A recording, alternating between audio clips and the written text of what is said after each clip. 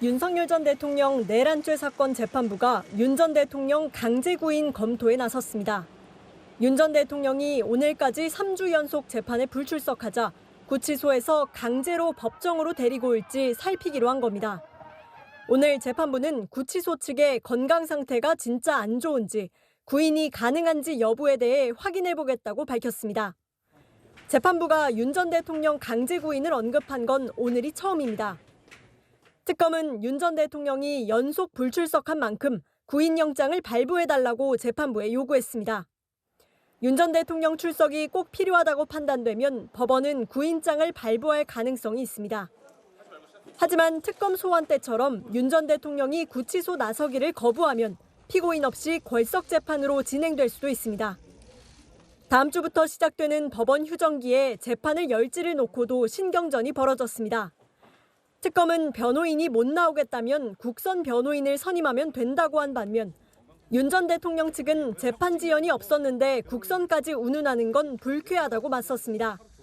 다음 달 전당대회를 앞두고 서울시청을 찾은 국민의힘 안철수 의원.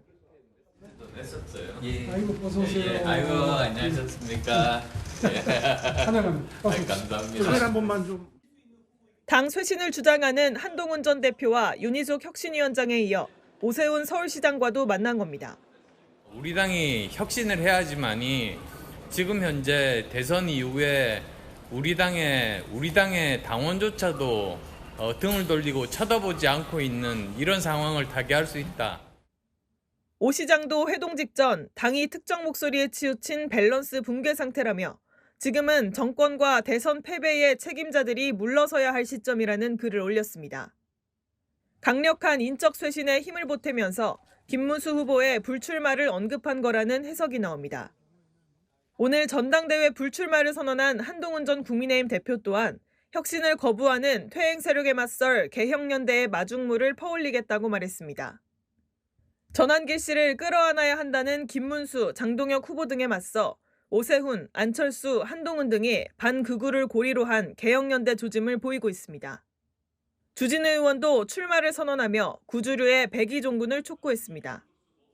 잘못된 과거와의 단절은 필수입니다. 과거에 책임 있는 분들이 당을 앞장서서 이끌 수는 없다고 생각합니다.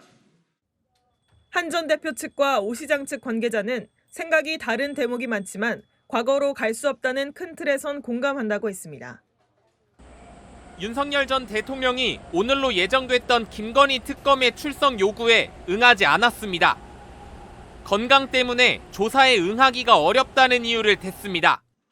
윤 전 대통령 측은 주치의에게 실명 위험 소견을 받았다면서 글자 크기를 16포인트 이상으로 키우지 않으면 글을 읽지 못하는 수준이라고 전했습니다. 지병인 안과 질환이 있었는데 24시간 조명을 안 끄는 구치소 환경 탓에 상태가 악화됐다는 입장으로 알려졌습니다. 구치소 규정이 엄격해 평소 먹는 약의 절반 정도밖에 복용하지 못한다고도 주장했습니다. 특검은 서울 구치소에서 건강에 이상이 있다는 소식을 들은 바 없다며 내일 바로 나오라고 통보했습니다. 특검은 내일 오전 10시에 출석하라는 출석 요구서를 오늘 오전 서울구치소장에게 다시 송부하였습니다. 특검 측은 윤 전 대통령이 이마저 응하지 않는다면 체포영장 청구 등 강제 수사도 염두에 두고 있다고 공개 경고했습니다. 하지만 윤 전 대통령은 내일 2차 출석 요구에도 응하지 않을 방침으로 전해졌습니다. 포스코 ENC라는 회사에서 올해 들어서 5번째 산재 사망 사고가 발생했다고 합니다. 일하러 갔다가. 이게 있을 수 있는 일입니까? 살자고 돈 벌자고 간 직장이 전쟁터가 된 거 아닙니까?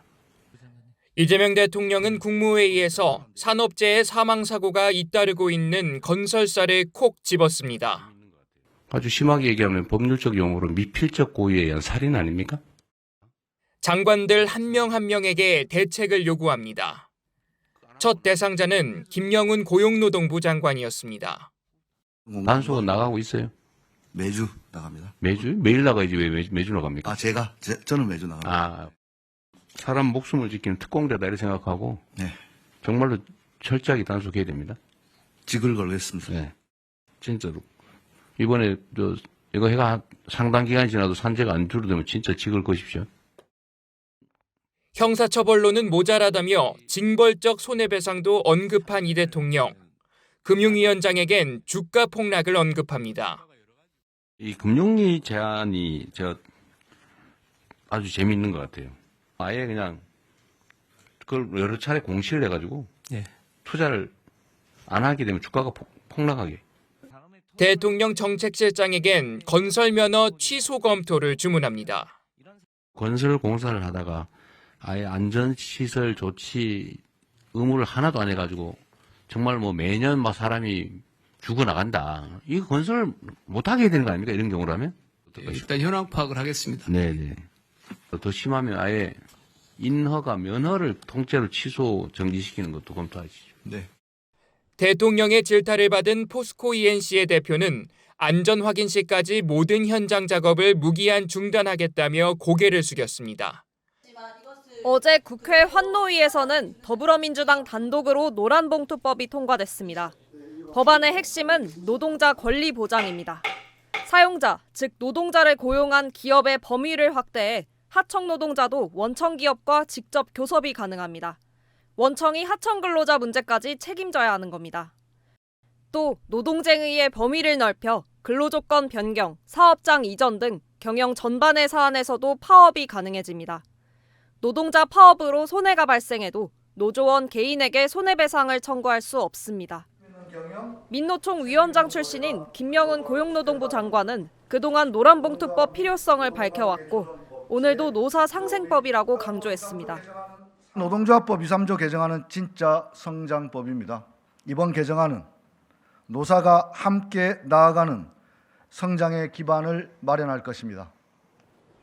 다만 경영계 우려를 감안해 현장 의견을 수렴해 지침을 마련하겠다고 덧붙였습니다. 민주당은 다음 달 4일 본회의에서 법안을 처리한다는 계획입니다. 통과 시 6개월의 유예기간을 거쳐 시행됩니다. 국민의힘 당대표를 선출하는 전당대회 후보 등록이 마감됐습니다. 김문수 전 장관, 안철수, 장동혁, 조경태, 주진우 의원 등 5명이 등록을 마쳤습니다. 선거 초 극우 논쟁이 펼쳐지고 있습니다. 김문수 전 장관과 장동혁 의원은 극우 프레임에 대한 강한 반감을 드러냈습니다. 누가 나보고 극우라 하는데 그 사람 여기 와서 여러분 끝장 토론 한번 하도록 해주십시오. 극우가 누가 극우고 누가 극자인지 제가 분명히 제가 다 말씀드리겠습니다. 저를 극우라고 말씀하시는 분들은 저는 이렇게 말씀드릴게요. 제가 만약에 당대표가 된다면 당원의 50% 이상이 저를 지지하는 겁니다. 그러면 그분들은 극우 정당에 남지 마시고 당을 떠나시면 됩니다. 조경태, 안철수 의원은 극우 정당으로 가선 안 된다며 극우 프레임을 부각했습니다. 극우라 말했을 때 찔리면 그 사람은 극우인 거예요. 윤어게인을 주장하는 사람은 극우죠, 극우. 그죠? 그래서 부정선거론자는 극우죠. 계엄은 잘못됐다고 이렇게 스스로 고백하는 후보들이 많아져야 합리적인 보수 세력까지 다시 우리를 쳐다보고. 주진우 의원은 세대 교체를 주장했습니다. 탄탄 반탄이라는 단순한 구도로 흘러서는 국민에게 희망을 드릴 수 없다라고 생각합니다. 세대 교체라든지 민생 같은 프레임으로 전환해서. 김문수 후보는 오늘 지구당 부활 등 당원 중심 정당을 공약했습니다. 남은 기간 비전과 미래 경쟁이 펼쳐질지 주목됩니다. 윤석열 전 대통령 취임 이후 첫 해외 순방에 동행한 김건희 여사. 나토 정상회의 때 김 여사가 사용한 반클리프 목걸이와 티파니 브로치, 지방선거 때 찾던 까르띠에 팔찌까지 모두 시가 수천만 원짜리 장신구인데 공직자 재산 신고에선 누락됐다는 논란이 일었습니다. 김 여사는 다음 달 6일 특검 출석 때 논란이 된 장신구들은 모두 모조품이고 신고 대상이 아니라고 주장할 계획인 걸로 전해졌습니다. 채널A 취재 결과 김 여사는 최근 측근에게 반클리프 목걸이는 10년 전 직접 구매해 가족에게 선물했다가 순방 때 잠깐 빌려 쓴 거라고 설명한 걸로 파악됐습니다. 이 목걸이를 오빠가 보관하고 있었던 이유에 대해선 나토 순방 이후 논란이 일어 오빠의 아내에게 줬다는 입장인 걸로 전해졌습니다. 지난 2022년 장신구 재산신고 누락 논란이 일자 대통령실은 2점은 지인에게 빌렸고 1점은 소상공인에게 구입했다고 해명했습니다. 김 여사 측은 반클리프 목걸이가 빌려 쓴 2점 중 하나라는 입장입니다. 반면 특검은 김 여사가 진품 목걸이를 보유했을 가능성을 배제할 수 없다고 보고 소환 조사 때 취득 경위 등을 집중 추궁할 방침입니다. 한편 김 여사 측은 오빠의 장모 집에서 특검이 압수한 이우환 화백의 그림에 대해서는 원래 오빠 집에 걸려있던 그림으로 김 여사와는 상관없는 물건이란 입장입니다.